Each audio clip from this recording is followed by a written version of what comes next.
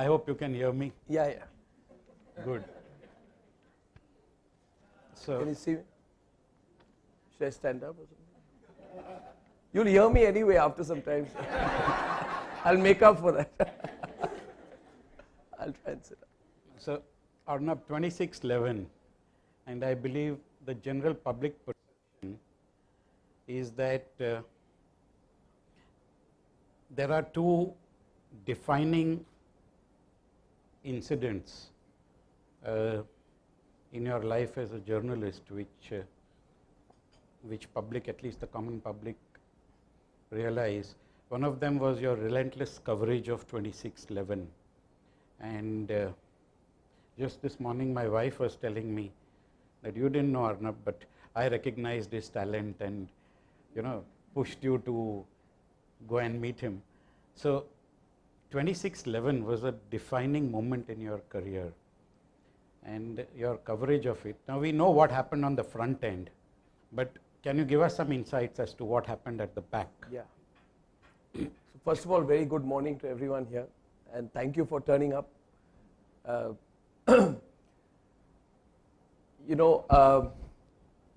When I speak normally, then people think something is wrong with me. I'm not well. Recently, I sat on a flight, and Sharad Pawar was sitting next to me. I have not been nice to him over the years, so he didn't say anything. He kept looking at the paper, and I also kept looking at the paper. Before landing, he asked me that you are Arnab. I said, yeah. He said, I was in doubt because you haven't said anything through the entire journey. So I'll try and speak normally. Yeah, I'll try. So we'd launched a channel called Times Now. We ran it for 2-3 years. And at about 9:30 on 26th, interesting, it's my sister's birthday. And so I thought that I'll go and see her after my program late at night. I hadn't seen her. 9:30 we were told that there are some shots here and there, and they were first reported as shootout. And I think people couldn't understand what was happening. The first call came from someone in Trident. That's why Times Now first broke the news. I have a lot of friends, and then one of them called me, and then they said there's a gang war in Trident. I know there are all kinds of gangs in Bombay, but they don't shoot each other like this. So we couldn't understand what happened. And the second information came from Chabad House, and then the police started cordoning things off. With things happen in life, and then you look back and you say, what happened? What really happened? What happened in those 4 days? I don't know what happened in the 4 days. I'll tell you from a perspective, I was in a situation where I was running a relatively small channel. I had no anchors that day. So we said that what are we going to do? I said that I'll anchor. You people go on the field. So I started anchoring, and as I started anchoring, I realized that the last thing people want to see is me. So I told the producer, remove me from the screen. So if you notice the coverage of 2611, none of you would have ever seen me, you would have only heard me as a voice. So for 4 days I was only the voice, and we decided that we are not the story. Reporters are not the story. The heroics of the reporter is not the story. You don't make yourself, like very often when you cover a war or an event or an incident of terrorism, the reporter begins to think he or she is the superstar. So what we had decided, 2 things we decided, Vijay. One, we said that we will not let our reporters be seen. You just report. Second, we will not put out any information that will compromise the life of people inside. And we had all the details of people in this hotel. We knew who was in which room. And we also had details of what was happening in Taj. We knew who was in which room, and we were not giving out the details. And I kept saying that, we have the information. And I remember NDTV at that point of time, in order to score a journalistic victory, started giving out details like so-and-so is in 4th floor, 5th floor. I mean, how does it help? If you tell somebody that so-and-so CEO of a big company is on the 4th floor of Taj, you're actually telling the terrorist to go there and catch the person or kidnap him. So I think what worked for us was our honesty and our straightforwardness. So for 4 days we did this, Vijay. And on the second day, Anand Sharma was Information and Broadcasting Minister, and like this, he took off Times Now, and then he started taking off all the channels. You know, Vijay, till that point, I had been a very mild-mannered person. Honestly, I'm telling you. No, things change in life. Generally mild-mannered. See, I'm underconfident of myself. I'm telling you, I was underconfident because I came as the rookie to Bombay. The big shots of journalism were in Delhi. I came as the guy who was, you know, who at the age of 30 had been shafted by everybody in Delhi. I didn't have connections. I didn't have powerful friends. I was not from a powerful family. In Delhi, you need to do things that I actually came here to start a business channel because I thought here is in Bombay, I'll do some things without having any connections. You know, in Delhi, you need connections for everything. So I was, from my perspective, I'll tell you, you know, I was relatively young when 26/11 happened. I was, I think, 34 years old. I was underconfident of myself. I was just doing my job. I had never called a cabinet minister for anything in my life. I've never taken favors. That day when 26/11 they went off, no, when they switched us off, I snapped. And I just told somebody, connect me to the Information and Broadcasting Minister. And I called Anand Sharma and I said, Mr. Sharma, I'll tell you one thing. You've taken me off. Then he started giving some rules and regulations whereby for public order, the government can intervene and take a channel off air. So his argument was that we are creating a sense of panic in the city of Mumbai. I told him for about 2 minutes that I'm actually sending out information. The absence of information will be a problem. People will panic if they don't know what is happening because people are used to it. Suddenly you take things off. Like we are not Pakistan where yesterday all the channels were taken off. He was not listening to me and you know they talk in a very highbrow tone. Because Congress has ruled India for so many years, they speak from here. So I told him, I said, fine, then you do what you do, but I will use every medium possible to go on public domain and say that you've censored me. I will go on social media, here, there, I'll say you censored me. So in a way, I virtually threatened him. In half an hour, we were back on air. And I felt for the first time that we had an edge over the government. 26/11 was different for me, Vijay, because the relationship between a journalist and a government changed. And two more things I'll tell you. After 4 days of coverage, when Major Sandeep Unikrishnan's body was being cremated, my entire newsroom at that time started crying. Just started crying, you know. They had not gone home for 4 days. They had just seen the pictures, and imagine yourself in a closed dark room, a production control room, a voice anchor feeds for 4 days, you know, you're only seeing the pictures. You know, it's a very lonely space out there and you're only bringing out negative information and there is nothing good and you're only telling the people that how many people have died. And sometimes we think that journalists are unfeeling, but we are not. At one side, we are also human. The enormity of what had happened hit you because for 4 days, you're trying to be restrained. For me also, for 4 days, I was controlling my voice. Anytime I would get emotional, my producers would tell me, pull back, go out, have some coffee. And I hadn't slept for 4 days. So I'd slept 2 hours in maybe 100 hours. So I was also, by the end of the third day, I was on my nerves. So my producers would tell me, go out, have some water, sleep for 15 minutes, come back.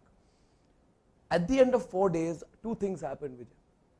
One, sometimes viewers can be, pardon my saying so, I'll be very honest, viewers can be very unforgiving. At the end of 4 days, I came out and there was a phone call, I just picked up a phone. And maybe some viewer out there who was angry with the situation asked me whether I was on or off. I said yes, and he started abusing me. And he abused me and I held the phone, I was so dog tired, I held the phone for 10 minutes, I listened to him and then I shouted back at him.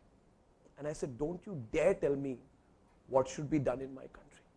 I don't care who you support, but don't you dare tell me again what we should be doing. For the first time, I got something which I call my conviction on air. I started speaking my mind, Vijay. If you notice my journalism before and after 26/11, I started speaking my mind because I felt for the first 15 years of my career, I was just listening to others and not saying anything which I felt because I was not sure of what I was doing. I was doing things for ratings. After 26/11, I never did anything for ratings ever again. I only did things from the bottom of my heart. So it was a nerve-wrenching experience. It was a emotionally wrenching experience for me, 26/11. And it told me just one thing, which was quoted by our friend when he introduced. Neutrality is rubbish. Neutrality, sir, is meaningless. It gets you nothing. You keep going on being a journalist for 30 years, Vijay, and I'll be neutral between X and Y. Why? You should not be neutral between right and wrong. Pakistan is wrong, India is right. Simple. We must understand what is black and what is white. And neutrality is good only if it helps people. Neutrality is bad if it doesn't help people. One last thing I'll tell you. The way things changed. My view on the Anna Hazare agitation would never have been as clear had 26/11 not happened. Everything I have done since, I said to myself, from now on, this is 2008, I will do what I believe in, if it means taking a position. So it was a different phase for all of us. I think all of our lives changed in different ways in 26/11. But it certainly changed for me in a big way, Vijay. My life also changed on 26/11. Yeah. Yes, I know. I know, he was almost there. Yes. So The other part, which was perhaps mentioned by Pankaj Bhai, is your famous interview of Rahul Gandhi. Now we all know what went in front, the interview, and how it perhaps changed the course of the nation. And I believe that singularly as a journalist, you changed the perception and thought process of a lot of at least the educated people. But what went on behind the scene, post the interview? I can tell you pre and post both. Yeah, so do that. But this problem is this camera, you know, you put a camera with a red light on me. You switch off the camera, I'll talk. Switch it off for 2 minutes. Don't record me for, then I'll open up. Okay, fine, Because, switch it off. because otherwise, As in a liberator, a liberist, or a liberal minded person? liberal and all I don't like. You know. This word liberal has been abused. Like everybody who's out there, I'm sorry, but all of Delhi is liberal. What is liberal, Vijay? What is liberal? Being fake cannot be liberal. I studied in a Catholic school. You know, we used to study catechism. I studied in Jesuit, Patrician, Irish Brothers schools. But I saw a letter day before yesterday that the Archbishop of Gandhinagar, under the Archdiocese of Gandhinagar, is saying that, my dear fellow Christians, whatever bishops, etc., nationalist forces are taking over the country. We must fight them in the Gujarat election. Is that correct? Will I be liberal if I remain quiet about it? No, even if I was a Christian, I would fight it. So the definition of what is liberal, we have to now ask. What is liberal? There are lots of things on both sides which are not liberal. Yogi Adityanath is certainly not liberal. People who say that Muslims, because they have 4 wives and 40 children, are responsible for the population growth in India, are not liberal. They are fanatics. But at the same time, Owaisi is also a fanatic. Now, if I say that Yogi Adityanath is a fanatic, but I refuse to ask questions of Owaisi, does not make me liberal. So the definition of liberal will have to be challenged in modern day India. So I'm certainly not a liberal in the classical sense. I would say that I am socially progressive. As in like you, I'm a socially progressive right-winger.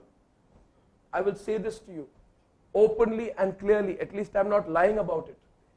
Why I'm saying I'm a socially progressive right-winger is because I'm socially liberal. I believe in lesbian, gay, transgender, bisexual rights. I will fight for them at every step. But I am right-wing in my economic views, as in I'm conservative on my economic views on issues of internal security. I hate Pakistan, right? I'm socially liberal to say this country is a secular democracy, right? Where fanatic Hindu and Muslim forces must both be opposed. But I am right-wing in my views on internal security and national security issues. Now, should I be put in jail because I openly say I'm right-wing in my approach? Why? If all of Delhi can say they are pseudo left-wing, why can't I say I'm right-wing? We need a balance in our society. It doesn't make me a bad person. So I would say all these definitions, since you're putting to me, not like I wake up every morning and I say, am I left-wing, am I right-wing, right of center? It doesn't matter what you are. You have to be real to yourself, issue to issue, day to day.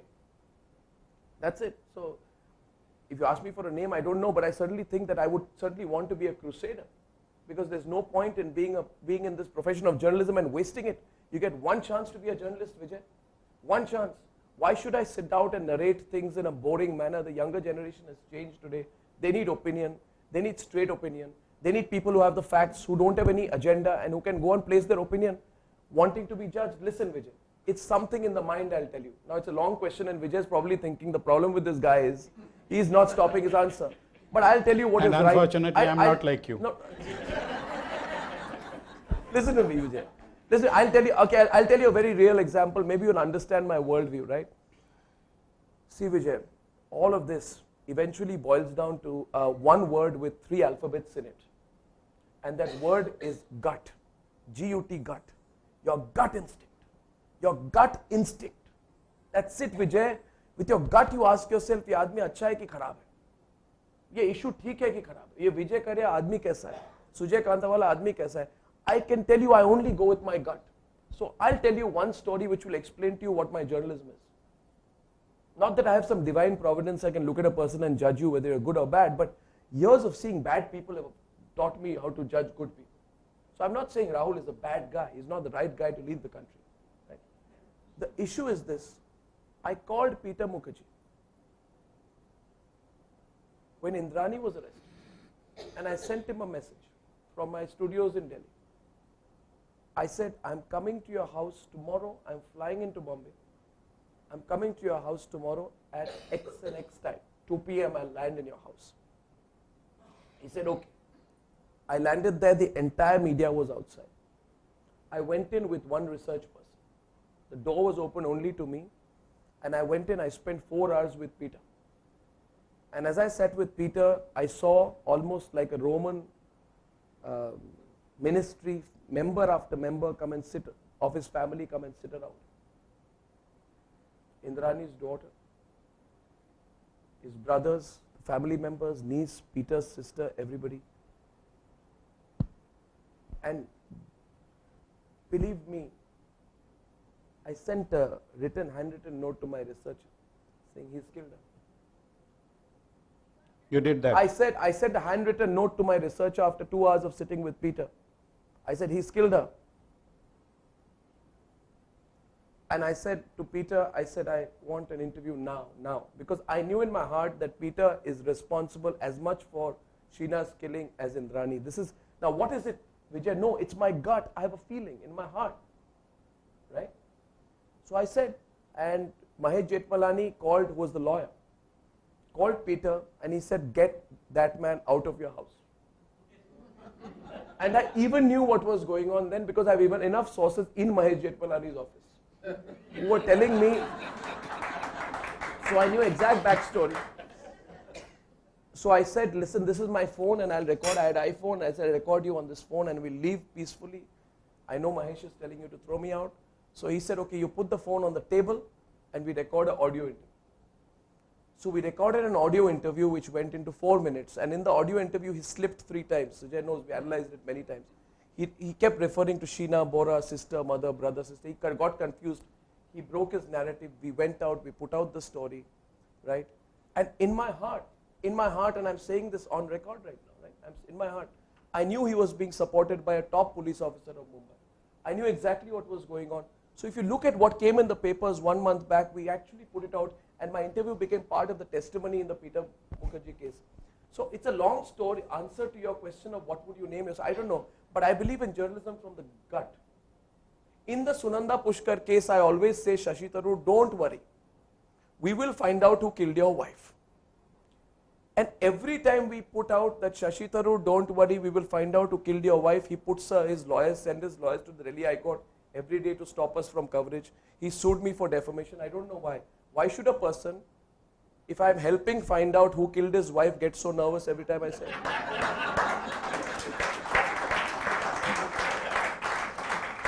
A CBI officer I sent the evidence to privately 1 month back said this is a clincher.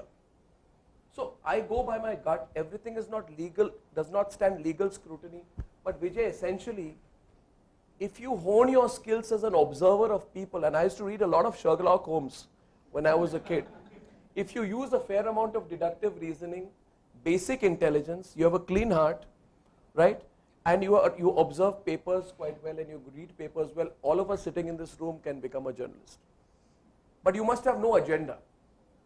The only thing you need to do is you don't need to be beholden to someone. The problem is the moment you have all of this but you're beholden to someone, then you're finished. As long as you're not beholden to someone, you can bat like Virendra Sehwag. You made it out. Did I give an answer to your question? I don't know. I don't know. I don't know what that's.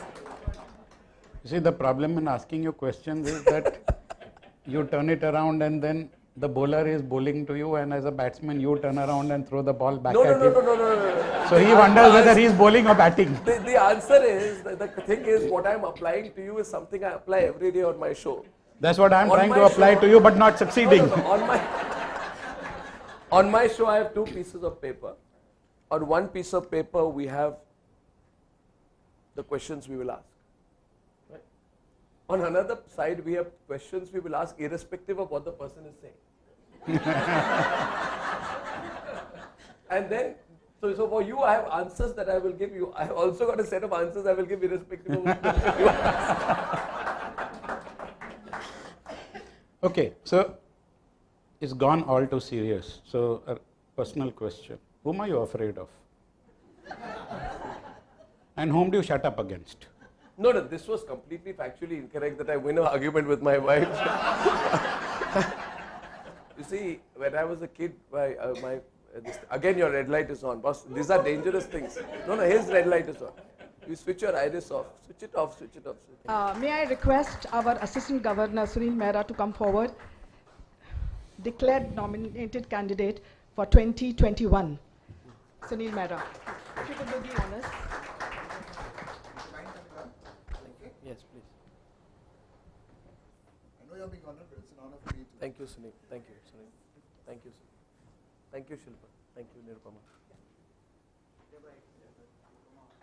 Thank you. Thank you so much. Thank you. Thank you. I'll carry it with pride. Welcome to our club. It's a great honor for us. We are not letting you have that easily. No, I'm not getting up. Don't worry. Thank you. Thank you. Thank you. My father will be very happy. Thank you.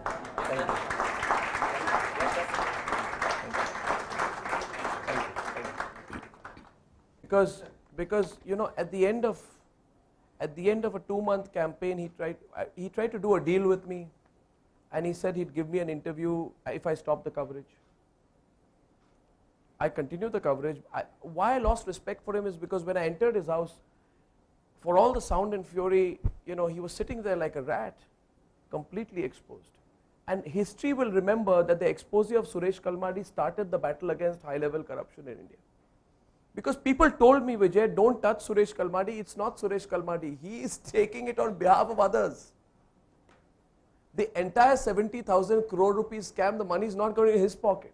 The money is going to pockets of lots of people who are keeping him in that post. So I certainly wouldn't respect him a lot. I'm nobody to give or take respect, but yeah.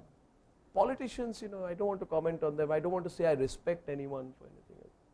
But yet I'm not going to leave you. I want an answer to that. So many have done. Respect the most. You want it right now, is it? Yes. Then make a mistake, then you'll quote me, then you'll record me, it'll go somewhere. Let it go.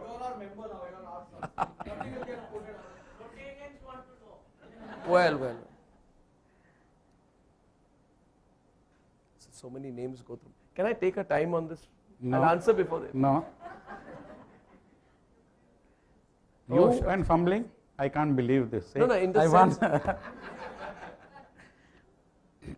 No, I'm sure there have been so many names. Yeah.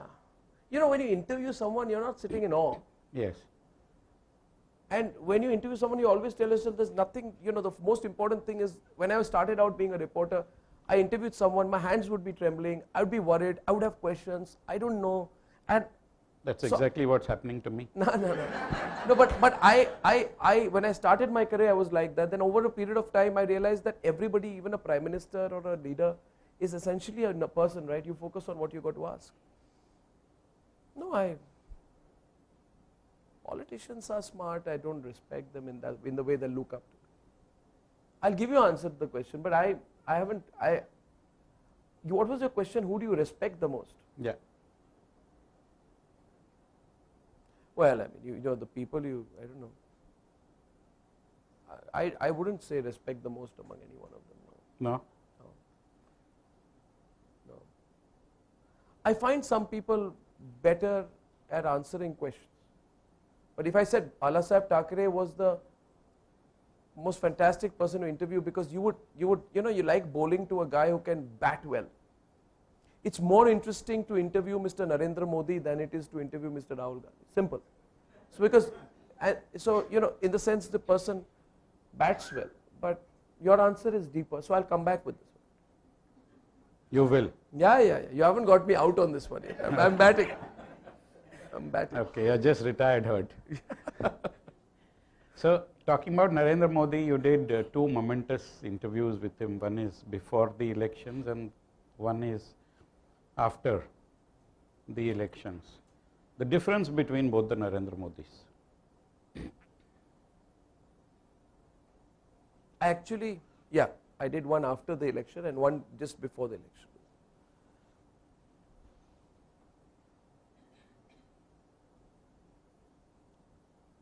In the second one, which I did after the election, I was unable to read Mr. Modi as well as I should have, because the interview happened at a time when Subramaniam Swamy was speaking too much, Raghuram Rajan controversy was happening. So as a journalist, I came back with that as the headline.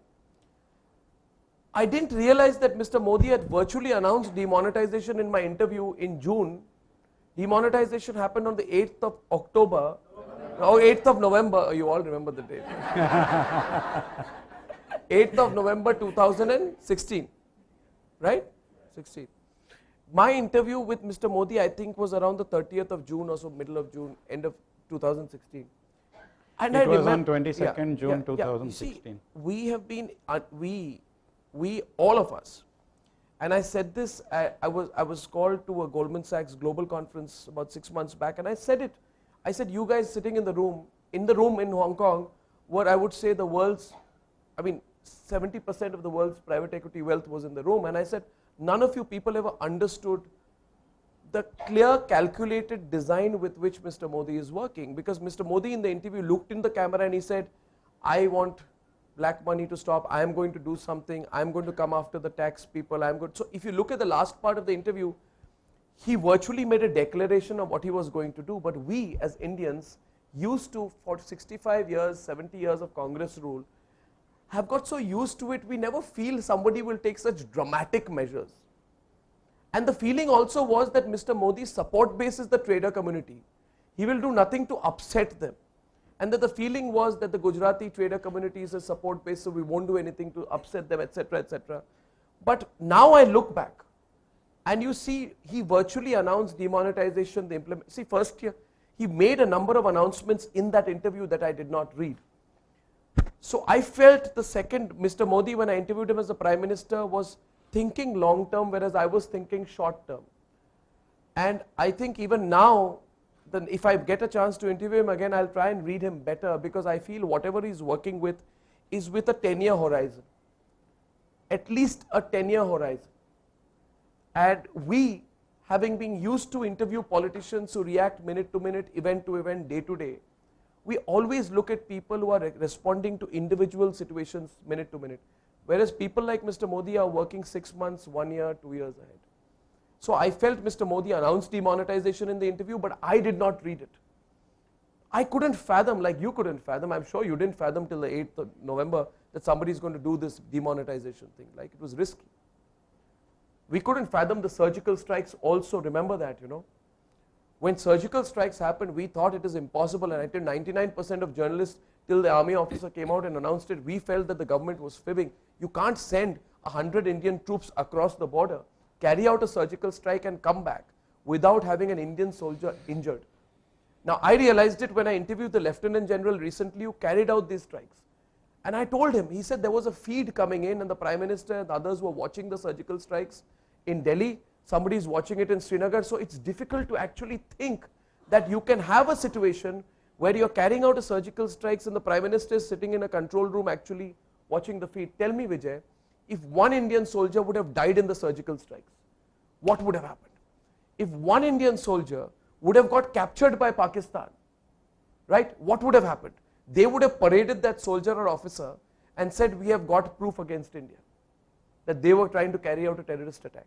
So I think we have not understood the risk-taking ability of Mr. Modi, because we ourselves have been used to non-risk-taking governments, and therefore I was also unable to read him in that interview. So the basic difference was, the Mr. Modi I interviewed before the election announcement was a person who was at the end of winning an election, but he was a completely different Mr. Modi who I interviewed as Prime Minister, because now he was working with a 10-year roadmap. And so I think I was rather unprepared for that second interview. But having said that, let me tell you that I firmly believe, Vijay, firmly believe that some of the structural changes that he is taking the country through are damn good for this country.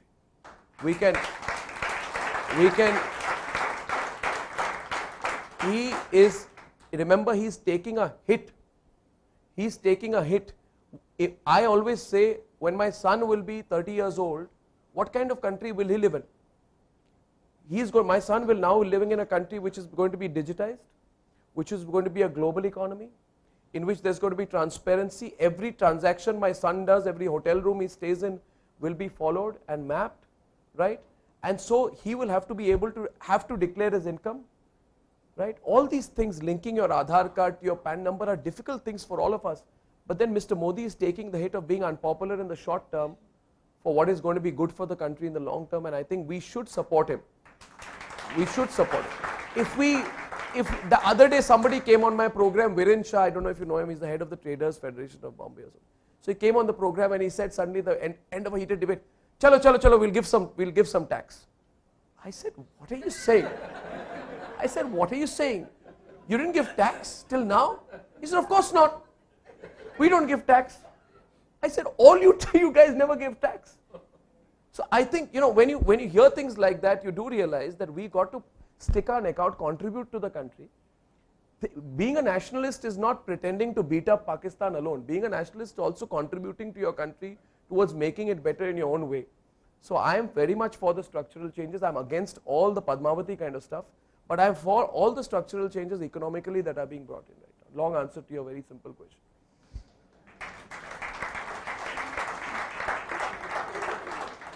So you think that he is the best person to lead the country for another decade or so? No, don't try and take a word out of me. I'm not going to say that.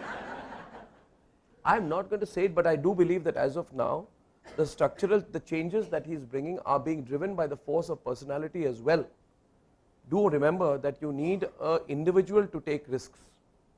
And so while there is a lot of a top-down approach, what would we be without a top-down approach? So I think as of now, the changes that he's bringing in are good, and we should support the changes. That does not mean that I will ever give my unilateral support for any politician in this country. I can't, because the day I do that, I'll stop being a journalist. No? I'm not a card-carrying member of any political party.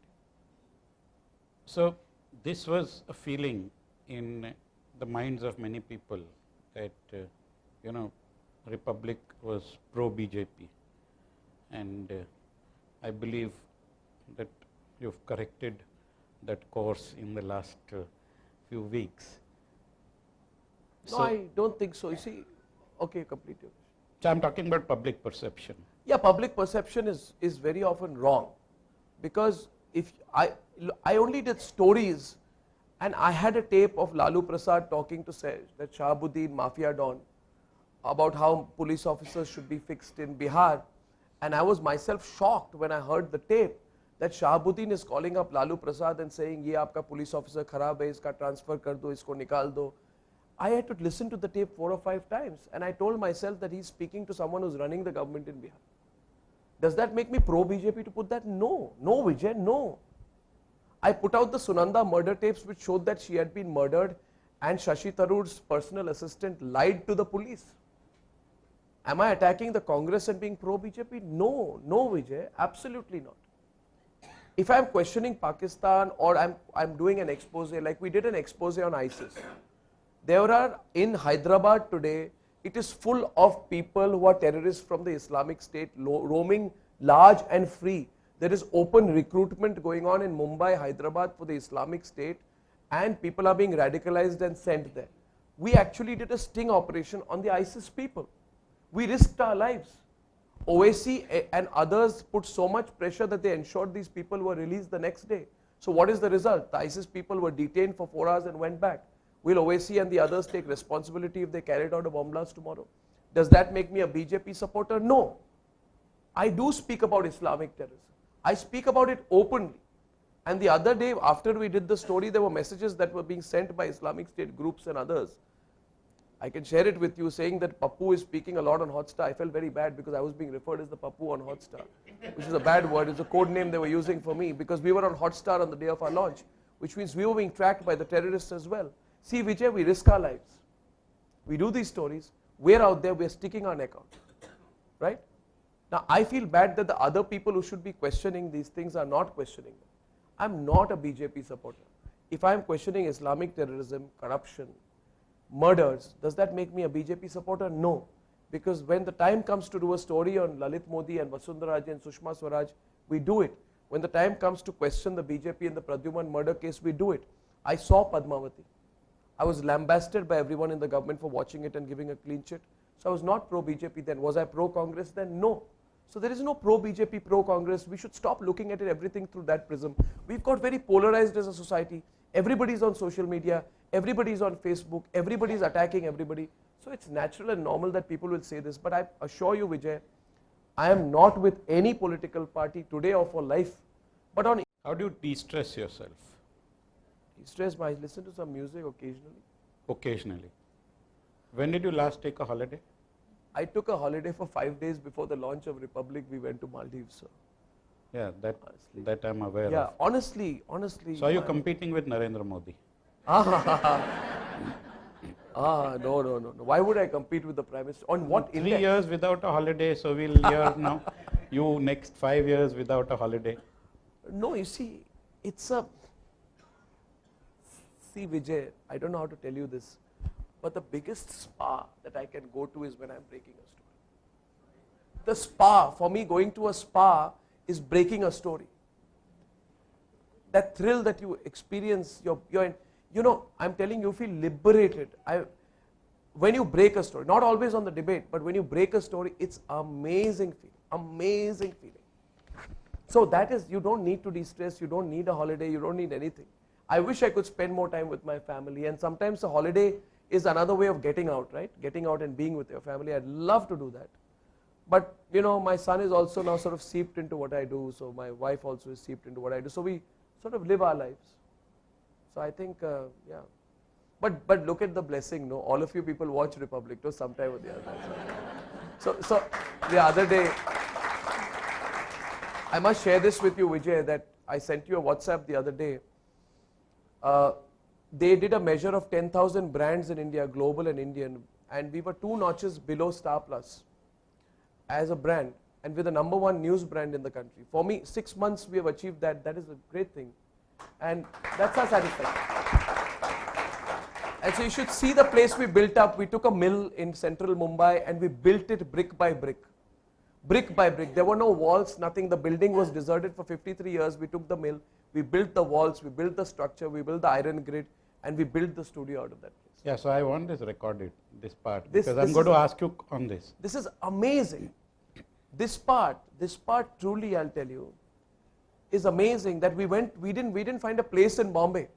So somebody said there's a mill lying around in this Bombay Dyeing Complex and all that. So I said, okay. So we went there and we went there. It was just completely khali. There was no roof, nothing, no tin, no asbestos. 53 years, nobody's entered the place. It was broken ruined like a khandar. But we said in Bombay, you won't find any place with this height. So I remember I called Vijay there, and you remember you had come there. There was nothing in that place. I said, this is going to be our studio. And people said, it'll take you 2-3 years to build it. You'll spend so much money building the place. I said, but we sat there like contractors. We sat there with the site engineers and we built the walls. And we built the studio like that. For me, that was the satisfying experience. And everybody said, he doesn't have money, he doesn't have anything. You're taking on Bennett Coleman, you're doing this, you'll be finished. But it was just the thrill of a lot of young people who came in and built up this place. So I invite you next time to come and see our studio. It's quite a nice place, quite a fun place. you built that place Yeah. in about what 120, 130 Yeah, days? 4 months. 4 months. How did you do it? Well, just we did it. That's it. We had no option. We decided that we have to be on air. So everything was mapped. We recruited 350 people. We built a studio. We built an office. We built a building. We connected it. We did system integration. We got import licenses. We got customs clearances. We got stuff from the US. We wired up the place. We hooked up to the satellite. We put up massive dishes. I roamed around the country. I begged for advertising. I spoke at 27 youth events to evangelize the channel. We built up a digital team. I don't know how we did it. If you ask me, I don't know how the hell I did it. If I knew there would be so much work, I would not have quit. But you know, that's the best part. You just did it. I really want you to come and see the office and the studio sometime. You would be proud because you know we are building a world-class infrastructure and thinking about news in the city of Mumbai. And many of you may not know this, but I do believe that one day, Vijay, that place is going to be the center of global news also. The Facebook #2, who reports straight to Mark, he came down and he saw our thing and he loved the place. And I told him about our aspirations that India must have a voice in global news also to give competition to the BBC and CNN. And I think we're going to do that next.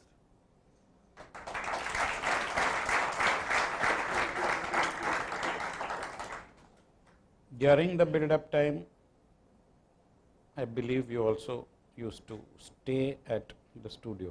Yeah, used yeah. to sleep on the floor out there. Yeah, all the time we took our bags, we just said we have to launch, we have to launch, we have to launch. And it was difficult because, you know, we were being slapped left, right and center by legal cases from Times of India. Daily, not wanting us to launch. And we told ourselves that, you know, we will launch. We will launch this channel. And eventually, the most amazing thing is that they filed a police case against me in Azad Maidan police station. They said he's a criminal. and I called the police officer there. The police officers and all said, बहुत खराब लग रहा है sir, मगर वहाँ के लोग आगे बड़ा कंपनी है, पुलिस केस किया तो हमको तो फाइल करना पड़ता है. I said, okay, this is not nice. But the worst part of it is then they filed a case saying that I can't use the word nation wants to know, and they said that we will put you in jail if you use the phrase nation wants to know. That day I sent out an audio message and I said I am going to use the phrase nation wants to know, and if you want to arrest me, I am sitting here in my newsroom, come and arrest me right now. So we were fighting battles. So sometimes when you fight these battles, it motivates you.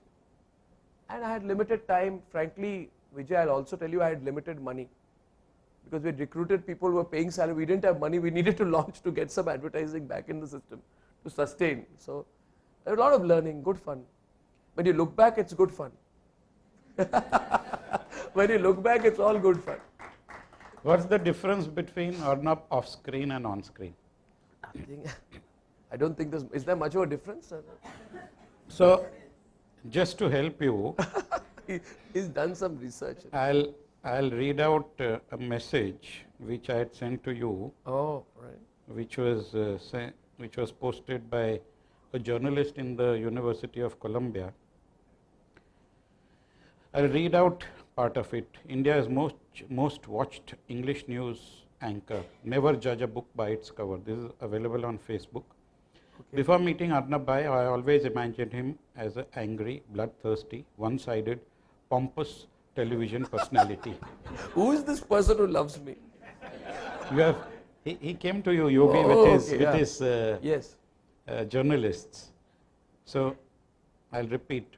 Imagined him as an angry, bloodthirsty, one-sided, pompous television personality. And then I met him. Perhaps one of the more sensible, practical, far-sighted journalists in India.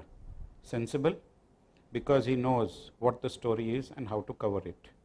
Practical, he knows what sells and how to get the interview. Far-sighted, he knows his game, industry and style will change, not what I expected. Calm, collected, sincere, generous, patient, very soft-spoken.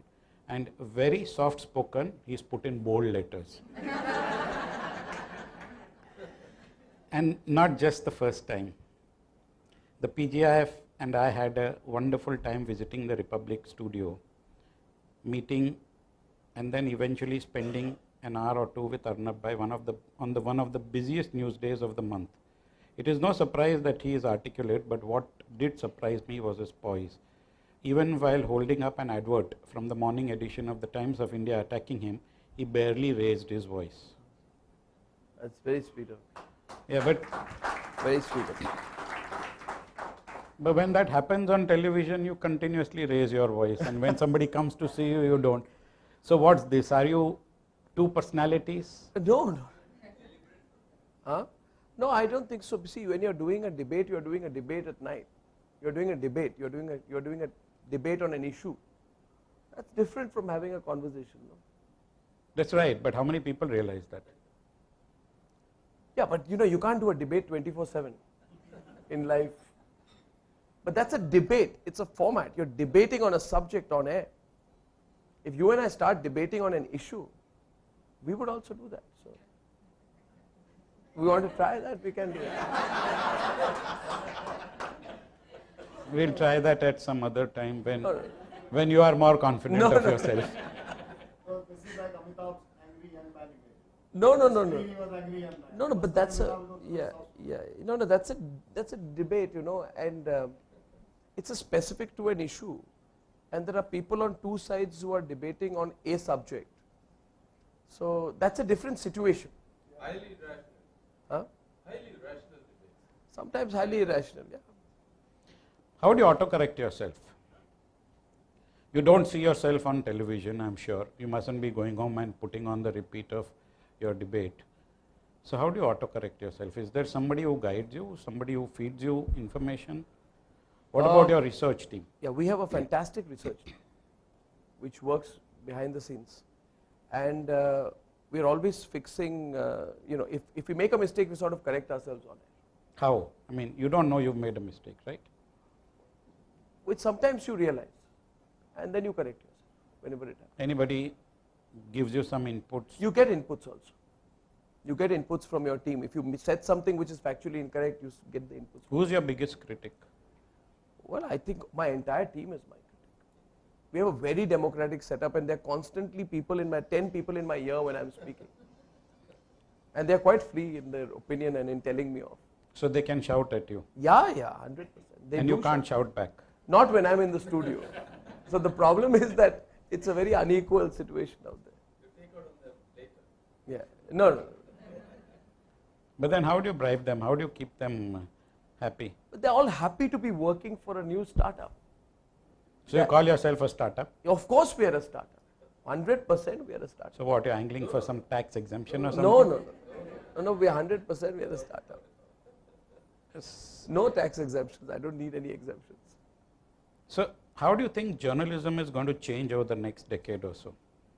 Oh, well, I think it's going to become more confrontational, more opinionated, more straightforward, more digital. It's going to depend less and less on favors from the government. It's going to be free in that sense. Government's control over the media will come down. And it will become global. We will be able to do news about any part of the world sitting in Mumbai and vice versa. And the way news will flow will become much faster, because earlier only reporters reported, but now everyone's reporting, and 60% of your stuff is not originally sourced from your reporters. So you're basically collecting and curating information more than reporting information. So I think it's going to be a wave of transformation. But for India, the biggest thing will be the birth of global media in India. That's going to happen within 2 to 3 years from now, because India is now bursting at the seams. Somewhere we will now begin to start doing news for the world. We'll tell ourselves, how long will we let the world report on us? So will the print media vanish? The print media will disappear. Nobody is going to read a newspaper 5 years from now. Even those who are reading a newspaper in the room today, and there may be a lot of people reading papers here today, 5 years from now, the paper will become a Sunday read, or something you read on the flights when you're offered the paper free. Because the nature of consumption will make the print media industry disappear completely. So I think print will disappear, digital will grow, global will grow, and a lot of young people are going to come into media. There'll be a lot of confrontational media. Consumption of media will change, and you're going to watch a lot on your phone. I think you're going to watch tremendous amount on your phone because bandwidth is going to become less expensive. Everybody's got Wi-Fi in their home. People are watching videos. So I think we are going through this period of transformation. But the biggest thing which is happening on the back of all this, Vijay, people who were born in 1995, by 2022 they are going to be 27 years old. And I have this theory about 27-year-old. A 27-year-old starts becoming a principal wage earner for their family, demographically. So when the 1995 born in this country begin to take charge, which will happen between the period of 2022 to 2030, and we are today 4 years away from that.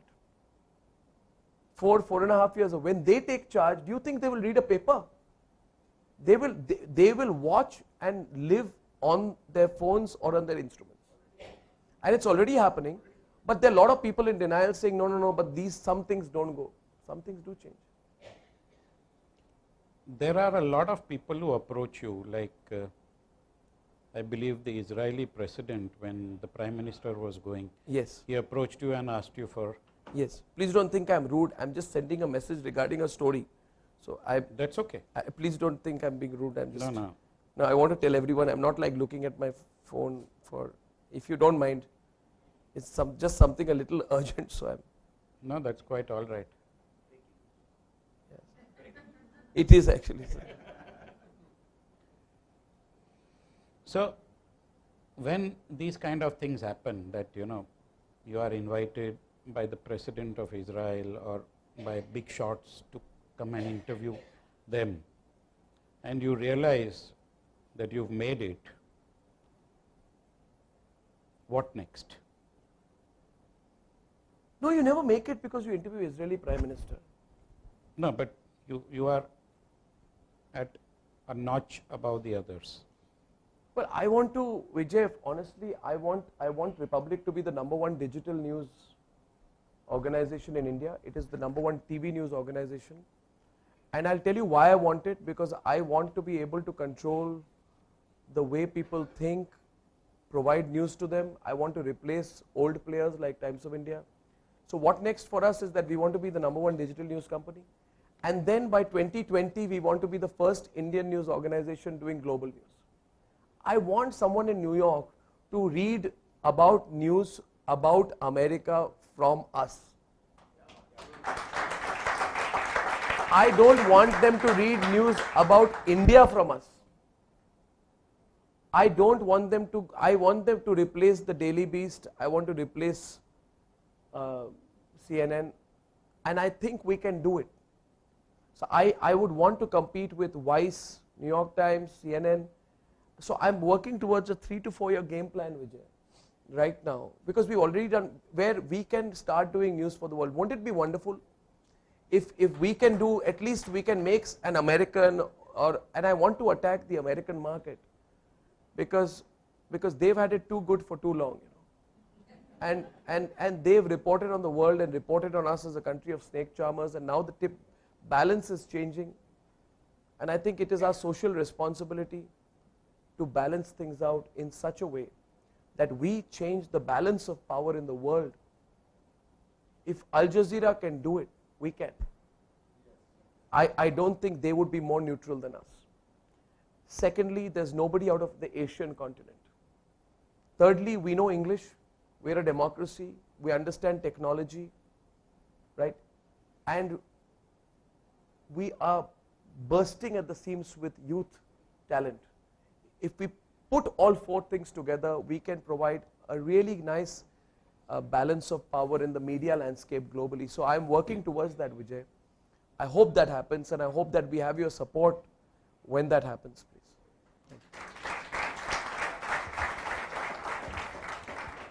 The underlining word was when. Okay. 2020. Yeah. So I said that he's confident. He didn't say if it happens. No, it has to happen, Vijay. We would be unfair. We would be unfair. And the person you read the message is one of the deans at the Columbia Journalism School. And you know, after we met them, I see no reason why we cannot have some Americans working for an Indian news media company. Why can't we? Indians can work for an American news media company. We can change it as well. It's not about proving a point. The fact is that we can do it. And I believe whatever you can do, you should give it a shot. They say no driving in India. If you know driving in India, you'll be able to drive anywhere in the world. If we could have launched a channel in India, beaten Times of India in 6 months or the first week, we can certainly compete with the global players in global news dissemination. We'll need some resources, we'll need different planning, but we should do it.